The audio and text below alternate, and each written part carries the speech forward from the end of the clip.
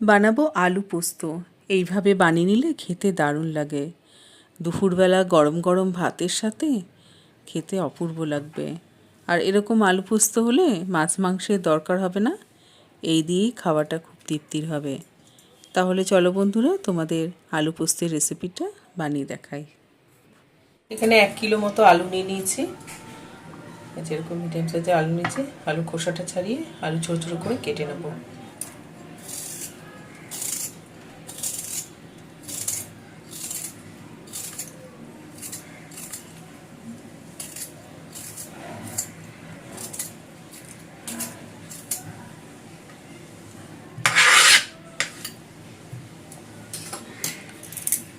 আলু খোসাটা ছাড়িয়ে নিচ্ছি।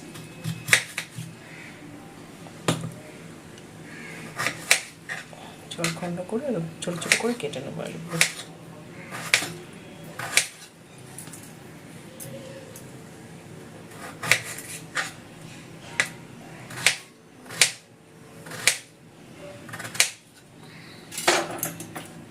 এই যে এরকম ছোট ছোট টুকরো করে কেটে নিয়েছি। এইভাবে সব আলু কেটে নেব। সব আলুগুলোকে কেটে নিয়েছি ছোট ছোট করে, ভালো করে ধুয়ে জলটা ঝরিয়ে নিয়েছি। কড়াই বসিয়ে গ্যাসটা ধরিয়ে নিলাম।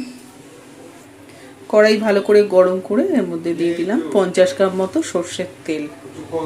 তেল ভালো করে গরম করে গ্যাসটা কমিয়ে দিয়েছি। ফোড়নে দিয়ে দিলাম 1 চামচ মতো কালো জিরে, আর তার সাথে দিয়ে দেবো 2 কাঁচা লঙ্কা ভেঙে।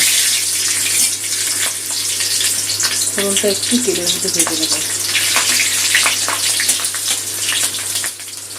ফোড়ন দিয়ে ভালো গন্ধ হয়েছে, এর মধ্যে কেটে রাখা আলুটা দিয়ে দিলাম। আলুর পরিমাণ অনুযায়ী দিয়ে দিলাম 1/2 চামচ নুন। পোস্তটা আলু দেবো না, আলু পোস্ত গ্যাসটা বাড়িয়ে দিয়ে নুনটা আলুর সাথে মিশিয়ে নিয়ে আলুটা ভেজে নেব।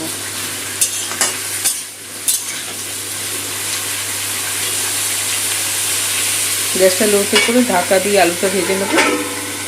অন্যদিকে পোস্তটা বেটে নেব। নিয়ে নিয়েছি 4 চামচ মতো পোস্ত দানা, তার সাথে 2 কাঁচা লঙ্কা নিয়ে নিয়েছি। গোটাটা নিয়ে কাঁচা লঙ্কাটাও পোস্তর সাথে বেটে নেব। জল দিয়ে দিলাম।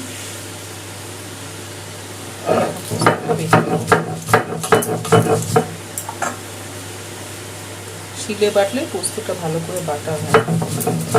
দুবারে বেটে নেব, খুব বেশি মিক্স করার দরকার নেই।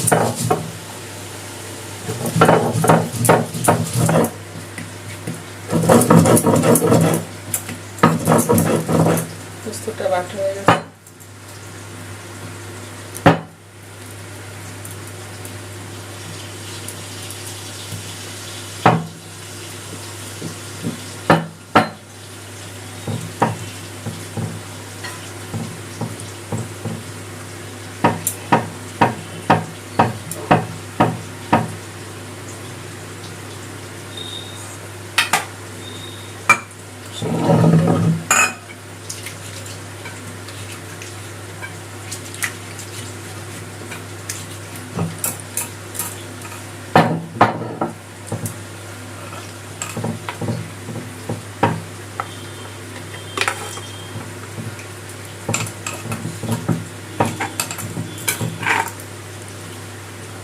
পোস্তটা বেটে নিয়েছি। পোস্ত বাটতে বাটতে এটা আলুটা লাল করে ভাজা হয়ে গেছে, আর ঢাকা দিয়ে ভাজার জন্য আলুটা অনেকটা নরম হয়ে গেছে। আলু এর মধ্যে পোস্ত পাতাটা দিয়ে দিলাম।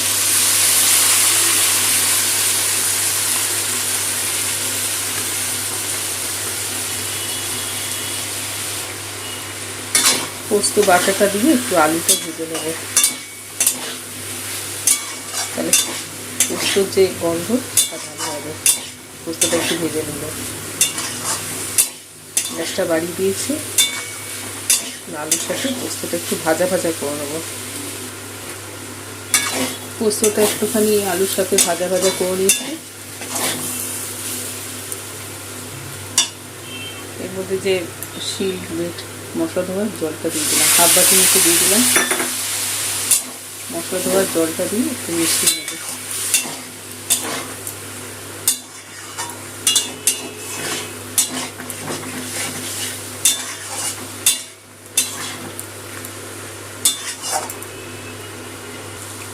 পোস্তর সাথে আলুটা একটুখানি ফুটিয়ে নেবো, তার জন্য ছোটো বাটি 1 বাটি মতো গরম জল দিয়ে দিলাম। জলের সাথে পোস্ত আলু সব ভালো করে মিশিয়ে নেব।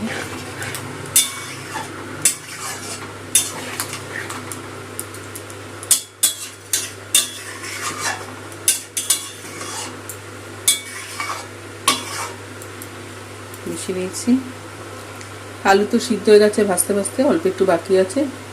ঢাকা দিয়ে গ্যাসটা লোতে করে বেশিক্ষণ না, 5 মিনিটের মতো রেখে দেবো।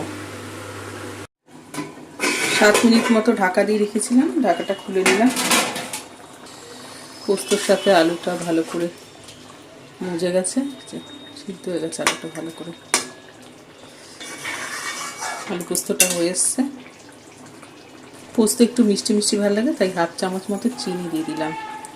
সাথে কটা কাঁচা লঙ্কা দিয়ে দেবো, মাথাগুলো কাটিনি, ঝাল হবে না। এই পোস্তর লঙ্কাটা খেতে ভালো লাগে, কটা লঙ্কা দিয়ে দিলাম। গ্যাসটা একটু বাড়িয়ে চিনি আর কাঁচা লঙ্কাটা একটুখানি ফুটিয়ে নেবো আলু পোস্তর সাথে।